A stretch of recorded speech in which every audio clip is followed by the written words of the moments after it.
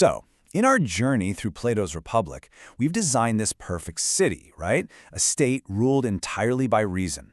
But here's the thing about Plato. He was a realist. He knew that even the most perfect creation can't last forever. Today, we're diving into his absolutely chilling analysis of how it all falls apart, how a good society and the human soul can descend step by step into the absolute darkness of tyranny. And let's just start with the central, really provocative question Plato throws at us. Can you actually have too much freedom? Can that be the very thing that destroys a society? It sounds completely backwards, doesn't it? But for Plato, the path to the absolute worst form of government begins with the corruption of the very best. He says no system is fail-safe, not even his ideal city. And this fall, it isn't just political, it's psychological. It all starts inside the soul. All right, so where does the rot set in? What's the first crack in the foundation? Well, for Plato, political decay always begins with a moral, a psychological shift. It's a failure in education. It's a breakdown in the values that get passed down from one generation to the next. That perfect harmony of the soul we talked about, with reason in the driver's seat, it starts to splinter. Now, to really get the fall, we have to remember our starting point, the aristocracy. This is the ideal state, ruled by the best, the philosopher kings. In this society and in the soul that mirrors it, reason is in charge. The goal isn't money or power, it's wisdom and the good of the whole community. This is our gold standard, the peak from which everything is about to tumble. But the children of these perfect rulers, well, they're a little different. They grow up hearing these epic war stories, tales of glory, and they start to notice that, wisdom doesn't always get you a parade. So inside their souls, there's a power shift. Reason gets sidelined, and what Plato calls spirit takes over. Suddenly, it's all about ambition, reputation, and honor. This new state is called a timocracy, the rule of the honorable. It still looks pretty good on the outside, it's disciplined, it's orderly, but the foundation is completely changed. It's not about wisdom anymore, it's about winning.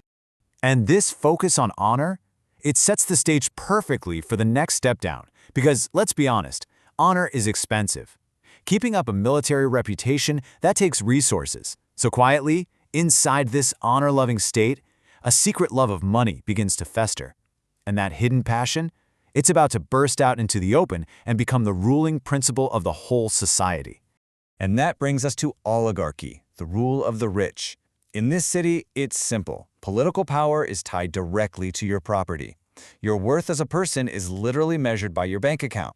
And Plato warns us, this creates a city that isn't one city at all. It's two. A city of the rich and a city of the poor, living in the same place, and they are fundamentally at war with each other. And the soul of the individual perfectly mirrors this. The son of the honor-driven man watches his father's ambition lead to political disgrace or financial ruin. He looks at this and decides, you know what, honor is useless. He turns his entire soul toward one single goal, making money. He forces his reason and his spirit to become slaves to his appetites, specifically the desire for wealth. He becomes frugal, he works hard, but he's also greedy and spiritually hollow, completely neglecting virtue. Now this deep, bitter division in the oligarchy, it's a powder keg. It just can't last. The poor who've been ignored for so long, they look at the rich, see how soft and indulgent they've become, and eventually, they snap. A revolution ignites, and the principle that rises from the ashes is the most seductive one of all: absolute freedom. Plato's description of democracy is just fascinating. He calls it a supermarket of constitutions, a place where you can be anyone, do anything you want. It's colorful, it's diverse, and it's intoxicatingly free. But, and this is a huge but, it has a fatal flaw. In its absolute commitment to equality, it ends up declaring that all desires, all lifestyles, are equally good. There's no shared standard of virtue, no discipline, no real order. The democratic person is just like this, indulging every whim, bouncing from one passion to another, and calling that chaos liberty. And here is Plato's crucial insight. Any idea, when you take it to its absolute extreme, flips into its opposite. This insatiable thirst for freedom, he says, eventually leads to a total contempt for any kind of law or authority. Society descends into chaos, and when that happens, people start to cry out for a savior, for someone, anyone, to restore order. And the process is just terrifyingly logical. First, chaos. Then the people lift up a champion, a protector who promises to fix everything. But to keep his power, this protector needs an enemy, so he's constantly stirring up conflict. Then he starts purging the state of anyone brave or smart enough to challenge him, surrounding himself with the absolute worst people. And finally, the mask comes off. The people's champion reveals he is their master, and the society that wanted nothing but freedom finds itself in total slavery. But for Plato, as horrifying as that political story is, it's not even the main event. The real climax of the Republic is his psychological deep dive into the mind of the tyrant himself. What's it actually like to be the man who has everything? What's going on in his soul? So you think he's the master of the universe? Not even close. Plato says he is the ultimate slave. He's a slave to the ugliest, most monstrous parts of himself, appetites that can never, ever be satisfied. He is a prisoner in his own palace, living in constant, gnawing fear, unable to trust a single soul. He has no friends, only flatterers or enemies. The insight here is just staggering. The man with absolute external power has zero internal freedom. He is the most wretched, most miserable human being imaginable. And this brings us right back to the beginning of the Republic, to that challenge from Thrasymachus. Remember him? He's the guy who argued that justice is for the weak, and that the truly unjust man, the tyrant, is the happiest of all. He said people only complain about injustice because they're afraid of being on the receiving end. Well, Plato has just spent 8 books building an airtight case to absolutely demolish that idea for good. So now, Plato is finally ready to deliver his verdict. He's going to prove definitively that the just life is not only morally better, but it is so much happier than the unjust life. And he doesn't just claim it, he's got a series of powerful proofs to back it up. He offers 3 proofs. First, the psychological one we just saw. A just soul is in harmony, it's at peace. An unjust soul is a chaotic, non-stop civil war.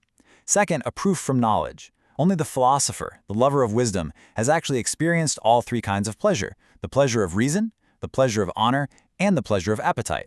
So only he is in a position to judge which one is actually best. And third, the experiential proof. The pleasures of the mind, of learning and understanding truth, they're the most real and they last. The other pleasures are just fleeting shadows that always leave you wanting more. And this table really brings the whole argument together. You see it all laid out. Each part of our soul connects to a political system and a type of pleasure. The appetites, which run wild in oligarchy and democracy, chase those shadowy pleasures of money and physical stuff. The spirit, which is in charge in the timocracy, chases the illusion of honor and fame. But reason, which rules the ideal aristocracy, is the only part that pursues the true, real, and lasting pleasure of wisdom. Now, to really drive this point home, Plato gives us one of the most powerful metaphors in all of philosophy. He asks us to just stop and imagine the structure of our own soul, our own inner republic. He says to picture your soul as this strange, composite creature. Inside, there's a little human being. There's a lion, and there's a giant multi-headed beast. The human represents reason. The lion is your spirit. And that beast, well, that's all of your appetites. So what does it mean to be a just person? It means your inner human, your reason, makes an alliance with the lion to tame and domesticate the beast. And injustice? That's when you starve the human and the lion just to feed and strengthen that monstrous beast until it runs wild and takes over everything. And this brings us to the grand finale of his whole argument. Justice is not some external set of rules you follow because you have to. It's not a sacrifice you make for the good of others. For Plato, justice is the health of the soul. It's the proper, harmonious, natural ordering of your inner self. In the truest sense of the word, it is freedom. So, Thrasymachus has been answered.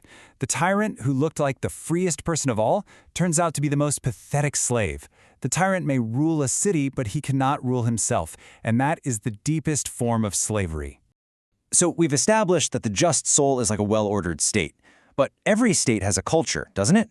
Stories, music, art, all the things that shape its citizens. And that leads us to a really tricky question. What kind of culture should we allow into our soul? What stories should we tell ourselves? Join us next time as we dive into Plato's really controversial views on poetry and art.